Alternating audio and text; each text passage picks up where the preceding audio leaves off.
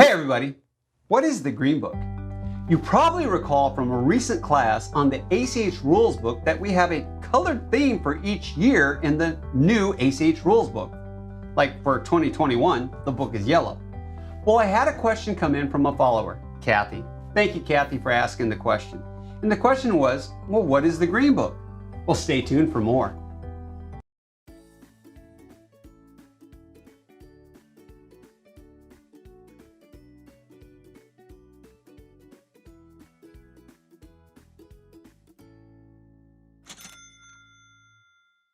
What is the Green Book?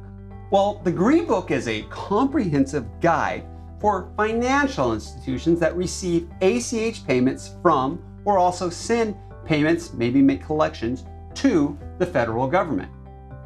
That's what? Yeah, you see, most federal payments are made through ACH with very, very few exceptions. The federal government makes payments electronically whenever and wherever possible. That's right, the federal government does send a lot of ACH transactions, and those ACH transactions are subject to the same rules as the private industry ACH payments, with some exceptions.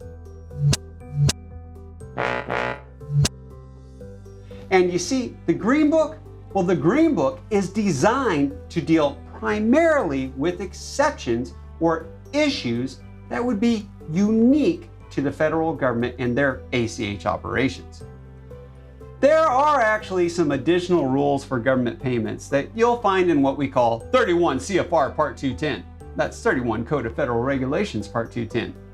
And that section is titled Federal Government Participation in the Automated Clearinghouse. It's not a whole lot of fun. That is the actual code. I mean, it's written in a legalese format. And that actual code and the Green Book, well, they are actually different. But the Green Book, it is an interpretation of the code. And I have to say, the Green Book is one of the easiest to use and understand payment publications there is, like there ever has been. Interesting thing about the Green Book, it's all electronic, yet we call it the Green Book. Is it because it's electronic and the government wants to go green? Well, no, not really. The Green Book does go green because it is all electronic, and the government does go green whenever possible to, save wherever they can. But the actual early publications of the Green Book were physical publications. Like you could touch and you can hold them in your hands. And guess what? They had a green cover. And the name Green Book, well, it just happened to stick. Now it is all electronic. And that makes the Green Book actually a lot easier to navigate, to be able to download, if needed, print. And the chapters, they're broken up into individual chapters on the Treasury website to make it even easier for you. They're all there and available in PDF format. This also makes it a lot easier by having it broken up into individual chapters to keep up to date whenever there are any changes that take place.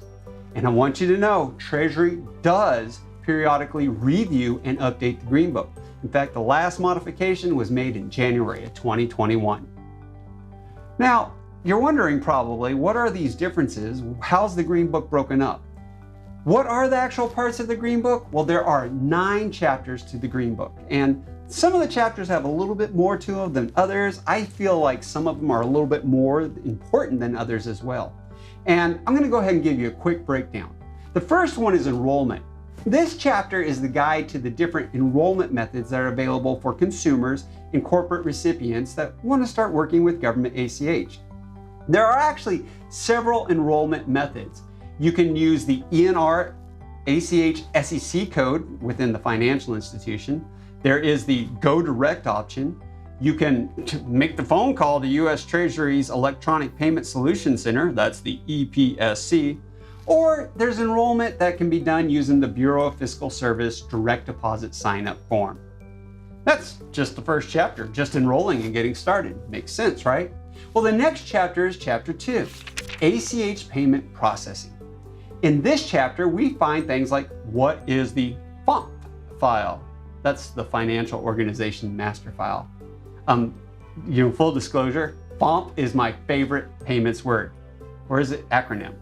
It's just fun to say, FOMP. bump, bump. But there's a lot more in Chapter 2. You're going to find things like federal government ACH processing, federal ACH payment schedules, identifying Treasury disbursement payments, identifying non-Treasury disbursement payments, and the process for garnishment of federal benefits. All of those are very important, and sometimes we don't even receive payment. And that is why we have Chapter 3.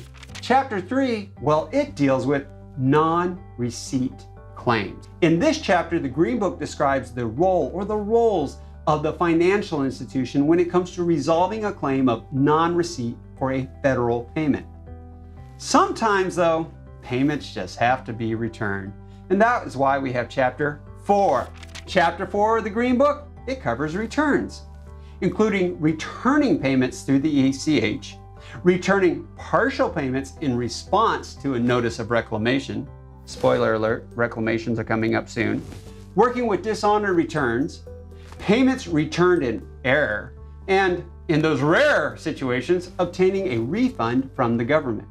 But that previous spoiler alert, yeah, that has to do with Chapter 5. Because Chapter 5, in my opinion, is probably one of the most important chapters within the Green Book. Chapter 5 is Reclamations. This is where we learn about liability and how it may be limited. And we also learn the reclamation procedures. The Green Book does have some additional chapters, but reclamation is by far one of the most important. I could probably do a series of courses just on it itself. But we move on to Chapter 6, and that's where we have notification to change. And that's used to be able to change or correct account information for federal government transactions that are processed through the ACH. And it is a little different for how it's processed by the federal government than how it is in the private industry. That's why there's a chapter dedicated on it. If you go to Chapter 7, that's contacts. Yeah, that chapter includes the addresses and phone numbers of ACH contacts for federal government processing. As you know, the Payments Professor is a big fan of the Payments Association. You ever have a problem with a federal government payment, I do recommend contacting your payment association. In Chapter 8, we have a glossary. I like when they have a glossary because I want to be able to understand the terms that are used in the book.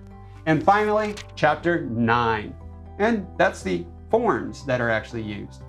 That chapter includes all of the forms that are mentioned within the Green Book, so you can see a sample or an example of them.